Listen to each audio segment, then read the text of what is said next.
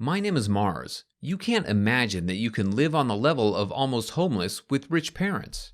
Most importantly, I chose to be poor myself. Now I will tell you everything, and you can subscribe to this channel. There are a lot of interesting stories here. I live in a large family. In addition to my parents, I have 5 brothers and sisters. Our dad has been working as a foreman for a private firm all his life, and my mom keeps track of all of us, her kids. I'm the oldest in the family. My mother told me that God Himself sent me to them because they were married early, but they couldn't have children for a long time. Years passed, medicine did not help. My mother grew old, and hope ran out. But one day, in a moment of utter desperation, luck smiled on them and I appeared. And after me, as if by magic, 5 more were born. I agree that our living conditions are poor, but Mom and Dad were never discouraged.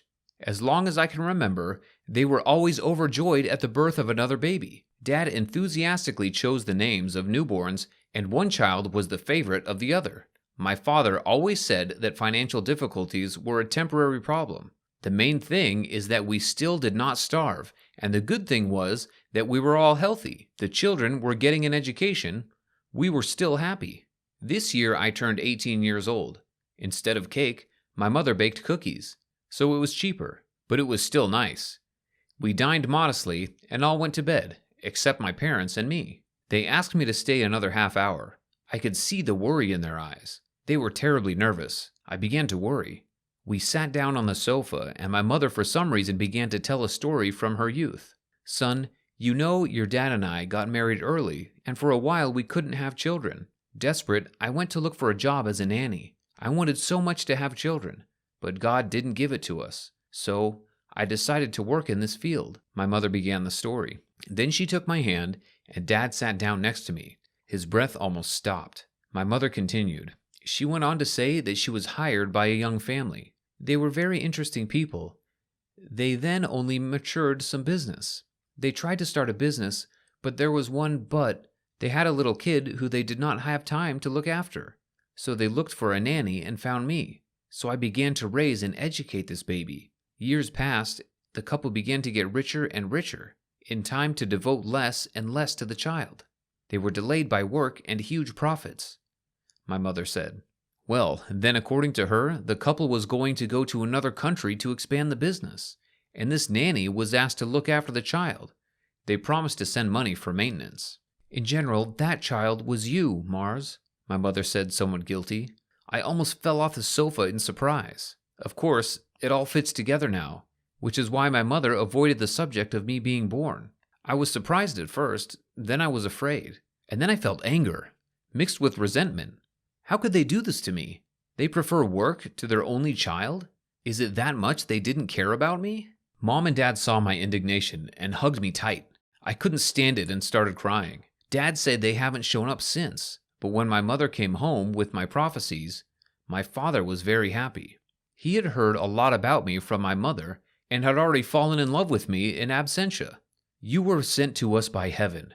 After you, God gave us 5 more children. I could only dream of this before. I'm sorry that we hid all this, but we immediately agreed to tell everything on your coming of age, Dad said.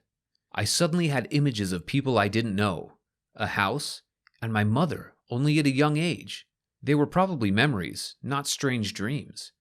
I asked where they were now and what they were doing. My father told me that they are very rich now. They have a big business, a whole chain of hypermarkets in several cities. Also, according to my father, he tried to contact them several times, not because he doesn't love me, but because he thinks it's his duty. And for the last time, they answered the phone. I looked at him questioningly, and he went to the door and opened it without a word.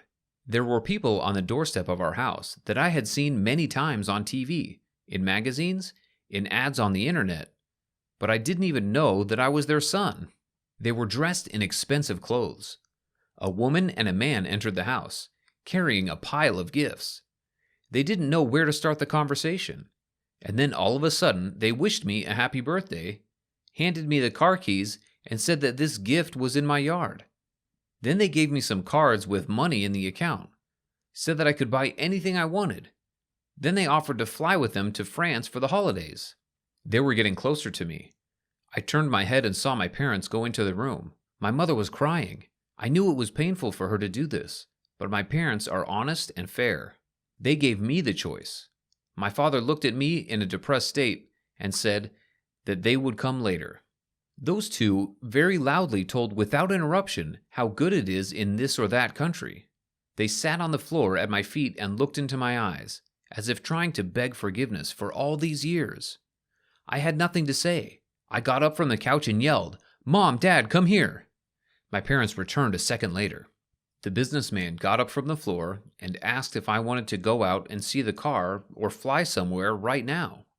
"Anywhere. Tell us where and we'll fly right away. You just say what you want and we'll do it for you, son," the woman said. And I asked them to take the gifts back and not call me son anymore. That's what it means. I read that you can no longer have children, and once you didn't need me, and now you show up at my house, call me son, and try to buy me after 18 years? I don't blame you. I'm grateful.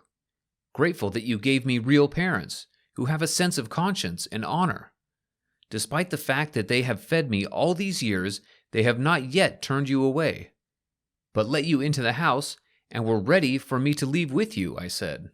I told them that with such rich parents, I would rather starve than stay in this family. My mother, who had raised me, began to cry even more, ran up with my father and hugged me. Those people were surprised by my reaction. They expected something else, that I would fall for all the money and forgive everything. But they forgot something. They didn't bring me up. I made my choice and chased those two away. The next day, a courier arrived at our house. The businessman left me a car and cards with money, but they also sent me a letter of apology with the courier, and also gave me another key. They gave us one of their big houses. "Thank you for raising such a wonderful boy," the letter said. It has been known that people from different social classes rarely understand each other. That one is quite normal, and for others, it's a dream, which is not fact that will come true. My name is Dora.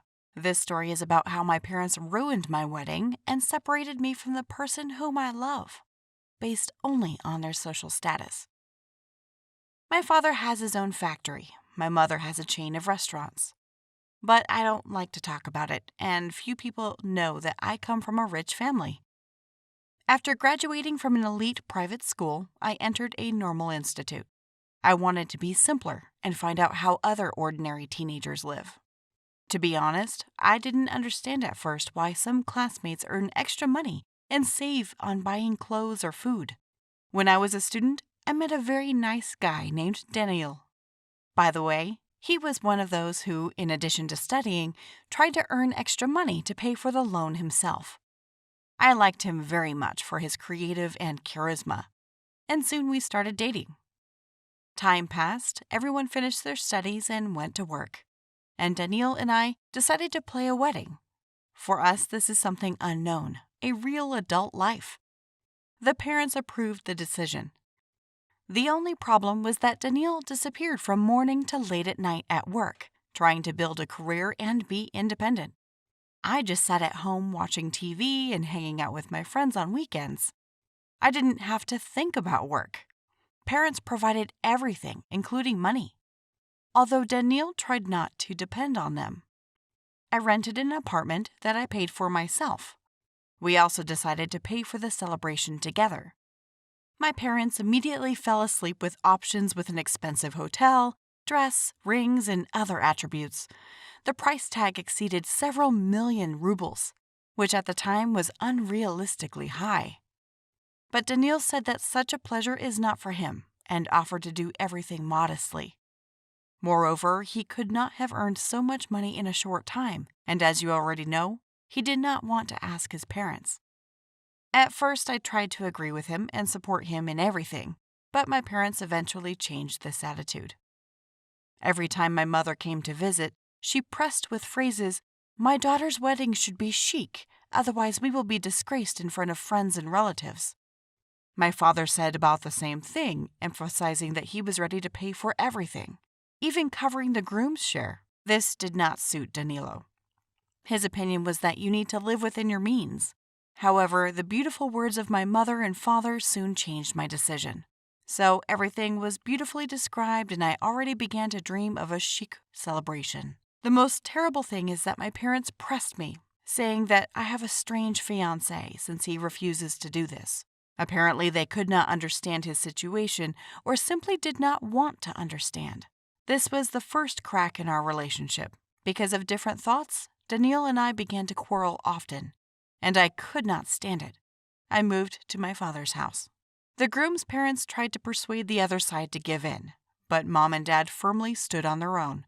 The wedding will be luxurious. But fortunately, after a couple of weeks, they found a compromise. Daniil and I talked, understood each other, and continued with our preparations. But apparently the parents decided to act not openly, but in other cunning ways. And then another blow. My mother bought a course in wedding dance production. Everything should be perfect. I admit that I really wanted to dance a luxurious romantic wedding dance myself, to be like a fairy tale. The problem is that these lessons are held during the day on weekdays.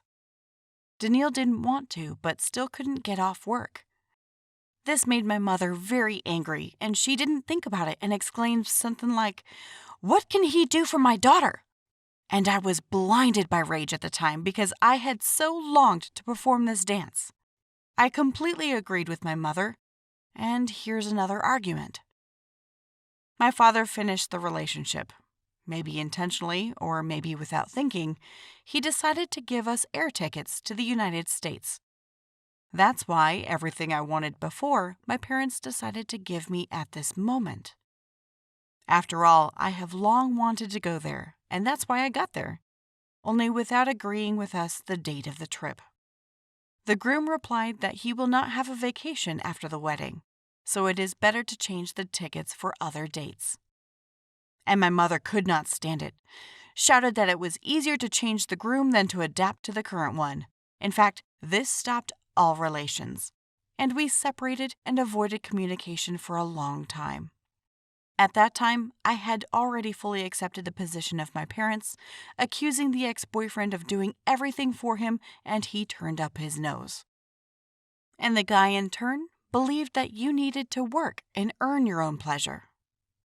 I never saw him again after that. Only through friends I heard that a huge amount of alcohol helped him survive this breakup.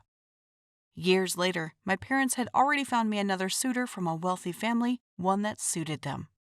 I didn't care anymore. It seemed that there was nothing to be done against my parents, and I just had to agree. About Danilo, heard that he quickly rose up the career ladder, began to earn normal money, and got married. I don't want to blame a rich family or judge a poor one in this story. They are two different worlds. For me and my parents, this behavior was normal. Perhaps they only wanted to help, but they did a disservice.